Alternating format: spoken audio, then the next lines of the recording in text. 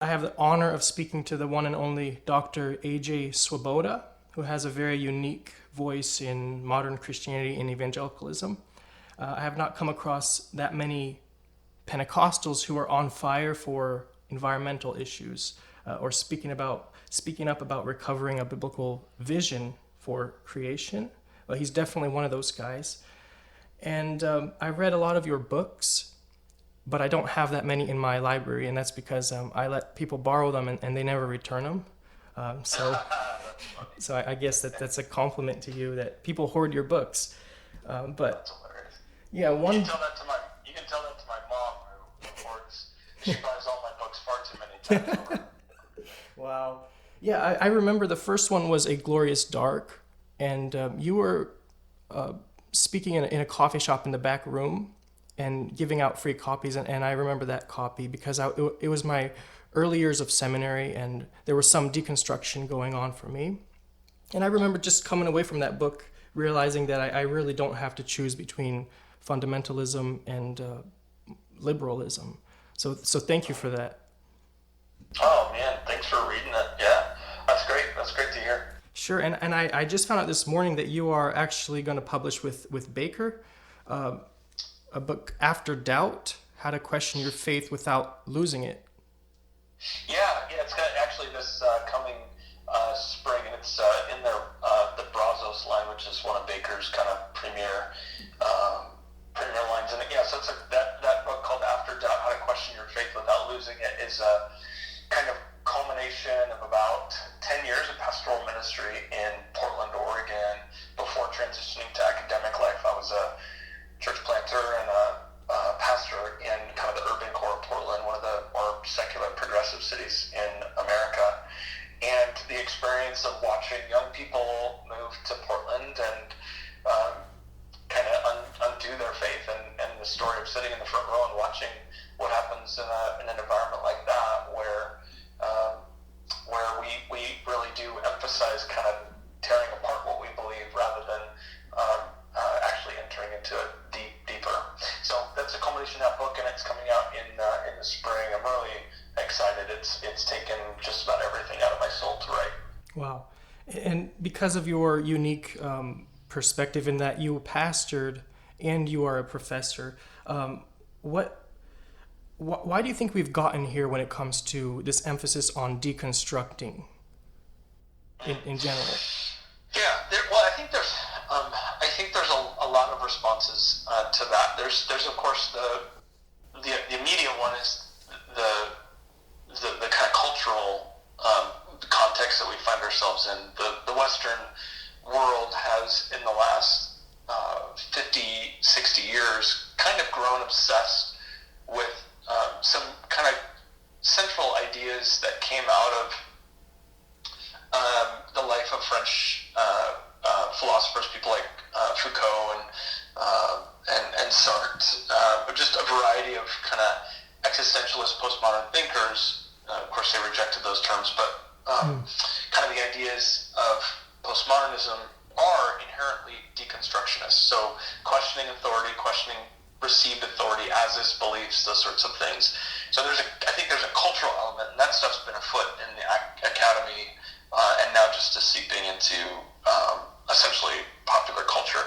But I do think as well that there is an ecclesial reason why, and that is, I think, for a lot of young people who are raised in more conservative, dare say, fundamentalist churches, which those aren't the same things, but those raised in more conservative, fundamentalist Christian environments, often they aren't given a whole lot of space in their childhood to actually test out and challenge their own faith beliefs that they've been handed. And so beliefs that are handed often don't get inherited. And so there comes a point where they critique and essentially dislodge themselves from those beliefs, I would argue, because we don't give space in their earlier years to question them themselves. But no doubt, as a Pentecostal, there is a spiritual component as well to it, and that is that, when you look at Genesis 3, the first words out of the serpent's mouth to the man and the woman in the garden was, did God really say, you can't eat from this tree. And it seems as though the serpent's initial critique is one of deconstruction of, Wow. has what God said actually been true? Is that true? Is that real? Is that good? Is that trustworthy?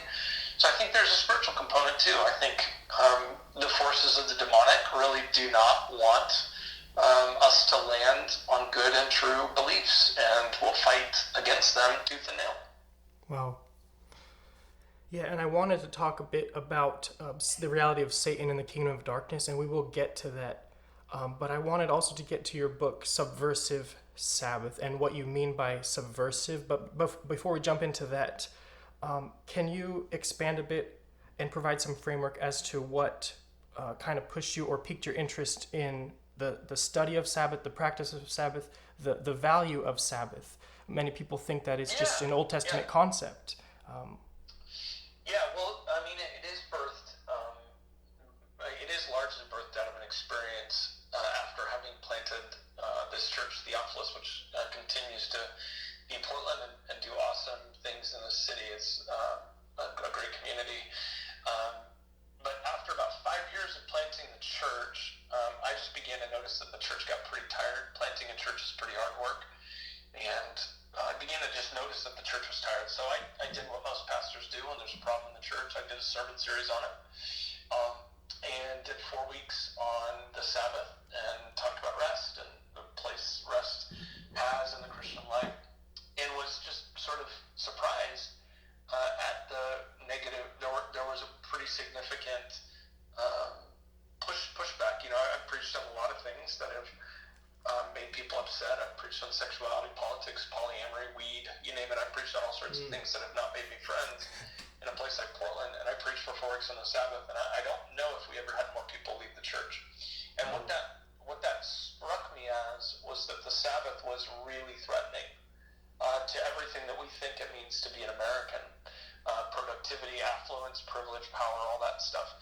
And it really does offend our sensibilities as Westerners. I remember having an epiphany around that time as a pastor that I was going through the 10 Commandments, and it dawned on me that if you take the 10 Commandments, if I broke 9 of those commandments as a pastor, I'd probably lose my job, right? You steal from the church, you'll probably lose your job. You preach a false gospel, you'll probably lose your job. You murder somebody, you'll definitely lose your job. But it dawned on me that if I don't keep a day of rest, that I probably would get a raise. And the result of that epiphany was this awareness that this Sabbath has become the one of the 10 Commandments that we literally celebrate people breaking. And that sort of took me into a rabbit hole of the Bible. Worked alongside a guy named Dr. Matthew Sleeth, who wrote a number of books on Sabbath, who's a dear friend of mine, and came out the other side and really began to see this matters. And the Sabbath commandment is not the same as not eating bacon. It's a completely different category of an invitation in the Bible that begins in the garden. It is depicted as heaven. Jesus says, "Pray that when I return." It doesn't happen on the Sabbath. He assumed people would keep doing it, and it's in the heart of the New Testament. So all that to say, this is an Old Testament commandment, as it is a biblical commitment through the entire Bible. Wow. And when it comes to your own understanding, does it matter what day it falls on, or is this supposed to be a principle that we're to follow? I have almost a whole chapter on that very question in the books that I wrote, Subversive Sabbath, and it's a really critical one. And by God's grace, Paul answers the question for us when he says, he kind of makes reference in 2 Corinthians and Colossians, that one person sees one day as holy, another person sees another day as holy, but whatever you do, do it unto the Lord. And I believe that invitation is that it is not about what day it is. It is about the fact that we are doing what we can to enter the rest. And that's important because if you're talking to a pastor, and we're going to say that Sunday has to be the Sabbath, that's pretty tough for a pastor. I don't think I've ever met a pastor who's left the Sabbath, the Sunday church service, and said, "Well, that was a restful experience." I mean, it's a pretty hard experience, pastoring. Yeah. So if we're going to say it has to be a day, we got to understand that there's sometimes people just can't do those days. And so, no, I don't believe that the New Testament says it needs to be a day. It says the principle is that we need a day of rest every week. In the same way that God rested one day a week, we need to rest one day a week. Yeah, okay, and I guess what I'm hearing you saying is that this is kind of a day of kind of celebration or life, whereas when I hear some Christians who practice Sabbath, it's more of a dreary day. And I grew up practicing a form of Sabbath in that there is no TV, you can't really play with other kids. It was more of a negative thing. So you're saying it's more of a life-giving thing. It's more to do with life and celebration. Yeah, I have a hard time imagining that God's creativity, beauty, goodness, delight is celebrated through boredom. But can boredom be healthy and good? Absolutely. And if we're entering into that on a day of rest, it's not a problem to be bored. But to to almost require boredom as the sign that you're doing the Sabbath.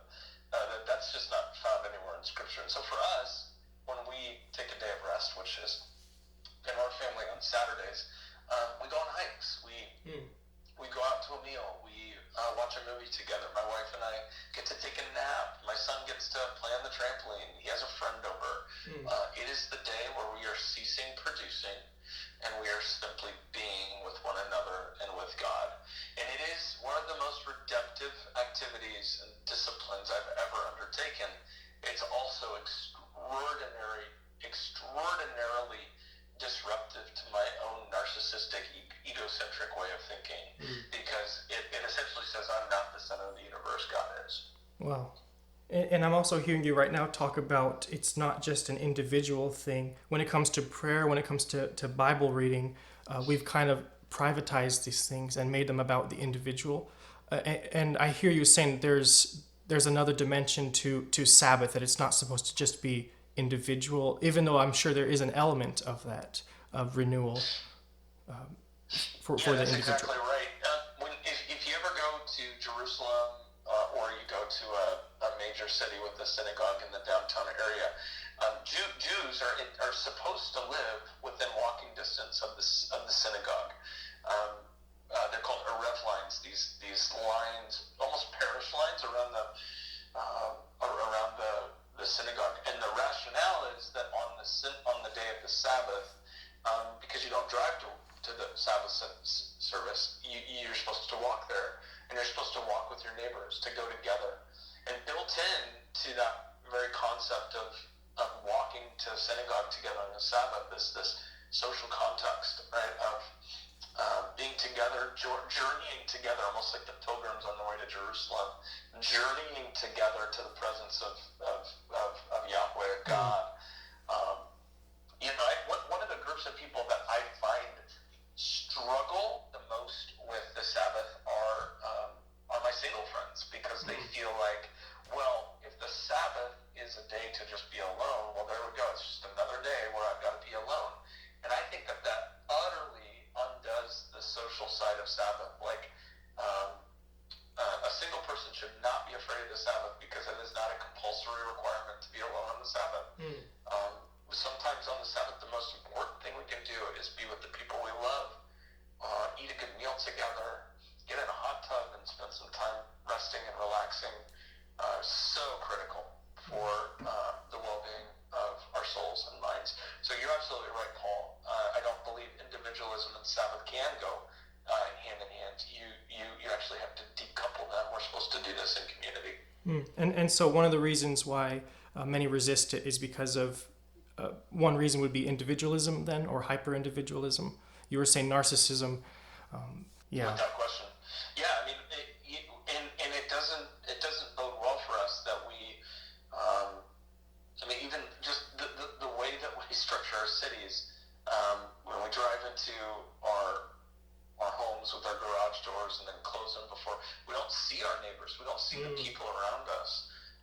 In a Jewish home, when a Sabbath service is done, you often have what is called the Sabbath guests, and the Sabbath guest is somebody from the outside, a non-Jew, is allowed to come in and eat with your family as you celebrate the Sabbath together.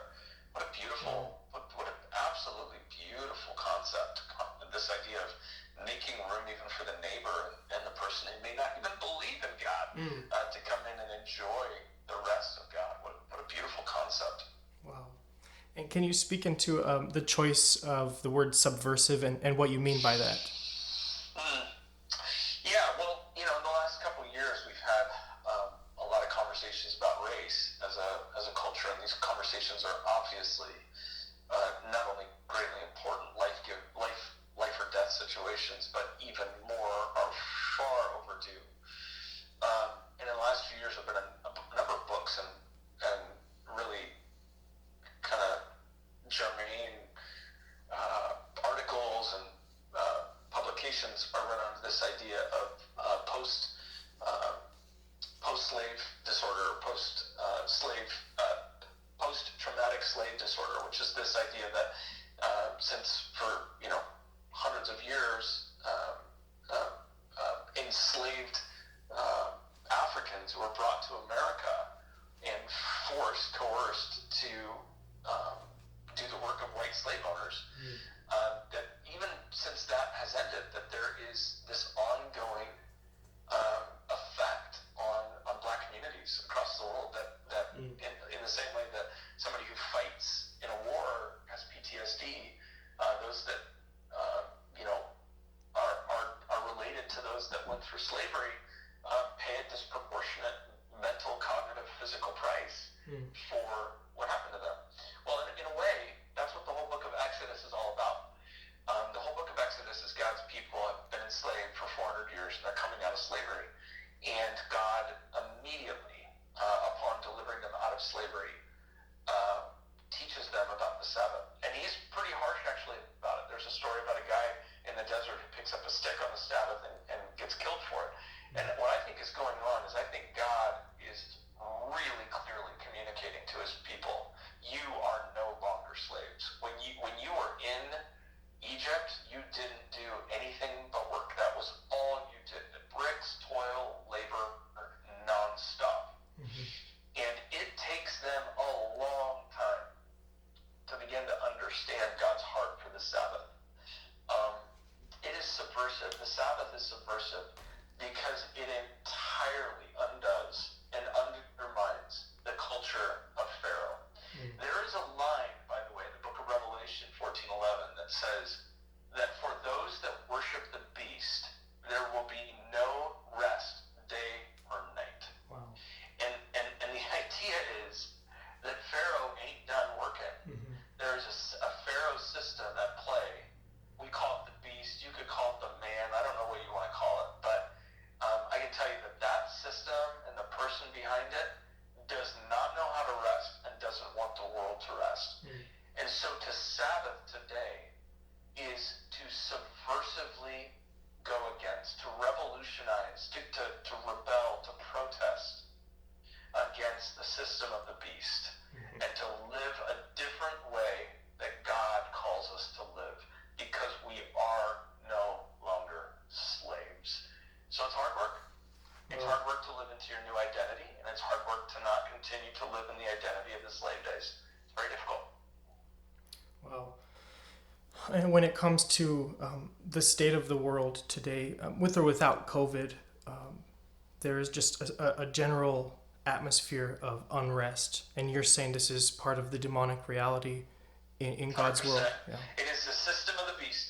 And I'm for one, really don't read, I mean, you know, Daniel 7, 11, 2 Thessalonians, those texts in Revelation, 2 John, all the language of the beast in the New Testament. I think there's two dimensions to it.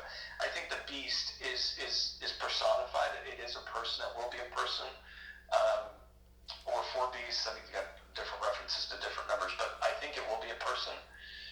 But I think it also is a system. And that when John talks about the whore of Babylon in Revelation, he's talking about a system, Rome. And so the beast is a system. It's a person. And I think the Sabbath utterly ticks off the forces of the beast. I think the beast does not want rest, because when people do rest, it's like they get their souls back. God doesn't want that. Wow. And it is interesting, Paul, that when you look at all of the demonic possession stories in the New Testament, there is no day on which there are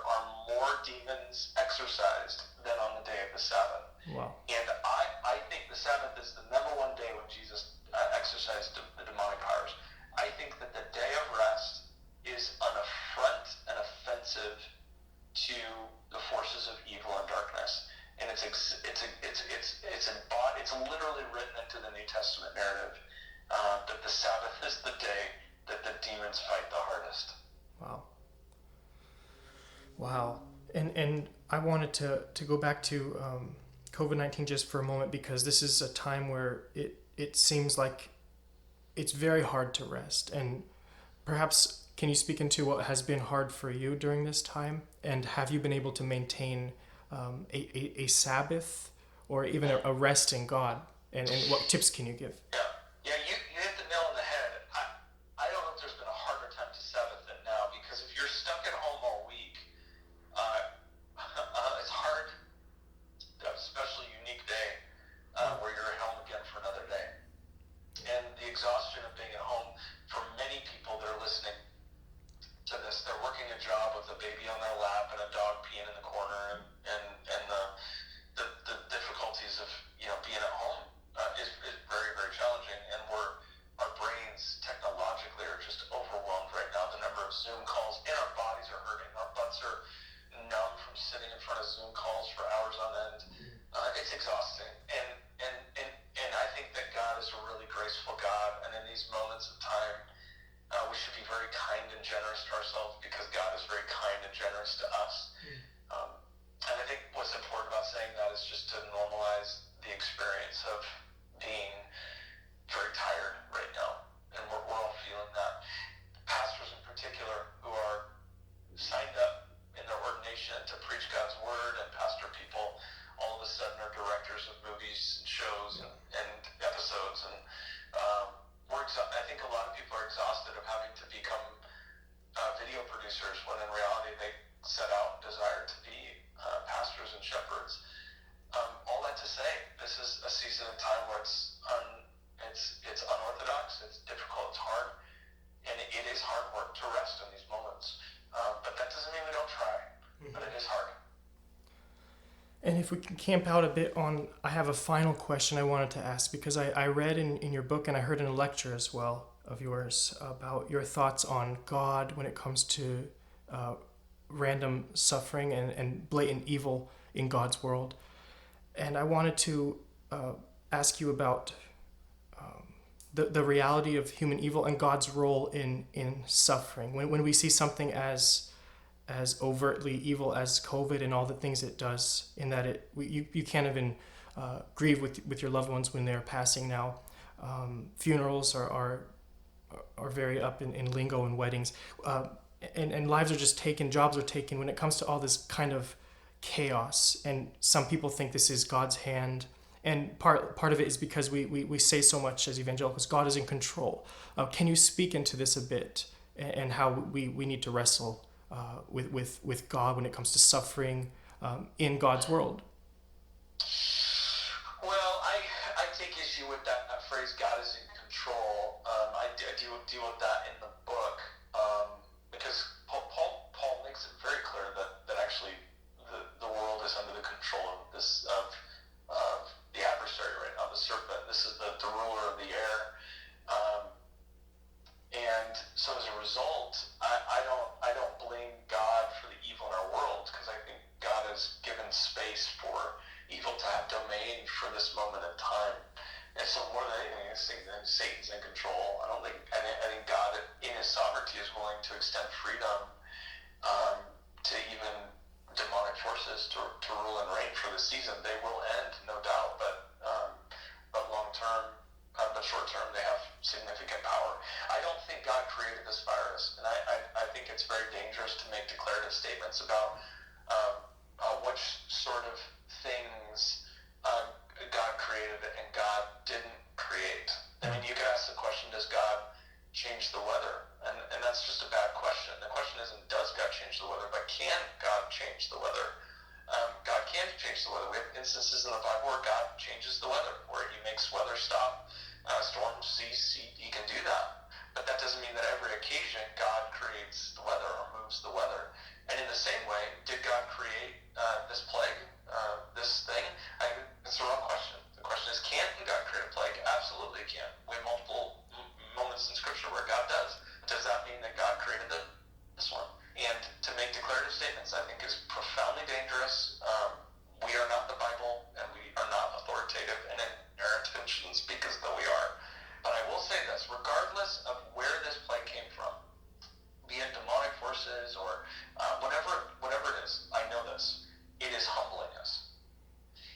when you look at the 10 plagues in the book of Exodus, when Moses goes to Pharaoh 10 times, there are 10 plagues.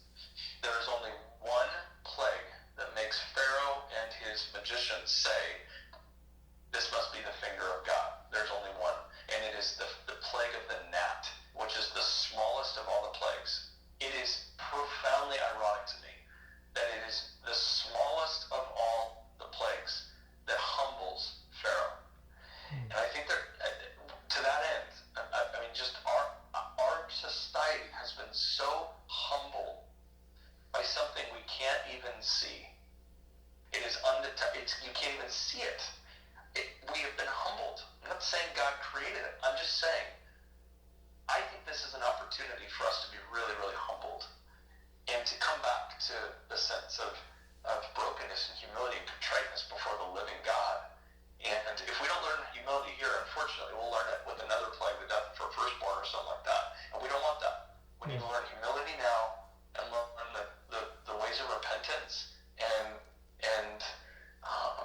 contriteness before the living God. So, I don't think God created the virus. I frankly don't know. But I can say that in my life, it's really humbled me, and I want that. Well, AJ, it's been a delight, and I want to respect your time and thank you for this opportunity. I know my listeners are very grateful to hear about Sabbath and the richness and importance of it, and as well as God's hand in the role of suffering. So I want to thank you for all you're doing and for this opportunity to talk a little bit. Oh, Paul, thank you, and thank you for serving your listeners, and it's great to hear your voice again. Sure. All right. Blessings.